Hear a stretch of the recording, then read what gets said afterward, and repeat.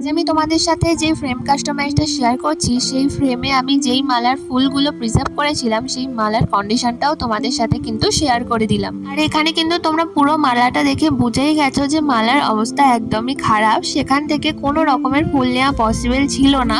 যে দিদিভাই এটা অর্ডার করেছিল সেই দিদিভাই অর্ডার করার সময়ই আমাকে বলে দিয়েছিল যে তার মালার কন্ডিশন অনেকটাই খারাপ হয়ে গেছে। তো আমি বলেছিলাম আমাকে ছবি পাঠাতে, সেই দিদিভাই আমাকে বলেছিল যে না, তুমি জিনিসটা নিয়ে যাও, তুমি জিনিসটার মধ্যে যেইটুকানি ফুল বাঁচাতে পারবে সেটা দিয়েই কিন্তু আমাকে একটা এরকম ফ্রেম প্রিজার্ভেশন করে দিও। দিদিভাইয়ের কাছ থেকে মালাটা রিসিভ করার পর আমি দেখি যে সেই মালার অবস্থা একদমই খারাপ, কিন্তু তারপরেও দিদিভাই আমাকে অনেকবার বলেছিল যে দেখো, তুমি যদি কোনো রকম ভাবে একটা আমাকে ফ্রেম করে দিতে পারো, কারণ এটা আমার রেজিস্ট্রির মালা আর আমি চাই যে এটা সারা জীবন আমার সাথে থাকুক।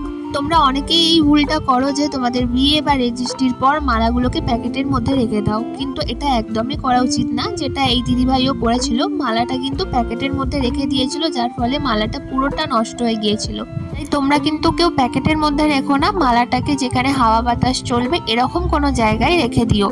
আর দিদিভাই কিন্তু আমাকে এই দুটো ফটো আর ডিজিটাল কার্ডটা দিয়ে দিয়েছিল, যেটা আমি প্রিন্ট করে ছোট করে বার করেছি। আর তার সাথে আমি গট এঙ্গেজড এর একটা অ্যাক্রিলিকের কাট আউট অ্যাড করে দিয়েছি। আর তাদের মালায় থাকা পার্লগুলো কিন্তু আমি ভালো করে পরিষ্কার করে তারপরেই অ্যাড করেছি। যেহেতু কার্ডের নাম ডেটটা ভালোভাবেই বোঝা ছিল, তাই দিদিভাই আমাকে বলেছিল কোনো নাম ডেট অ্যাড করতে হবে না, তুমি শুধু জাস্ট এঙ্গেজড এই লেখাটা অ্যাড করে দিও। এবার তোমরা দেখে জানাও তোমাদের কেমন লাগলো, আর তোমরাও যদি অর্ডার করতে চাও আমার সাথে যোগাযোগ করতে পারো। আজকের জন্য এইটুকুই, টাটা।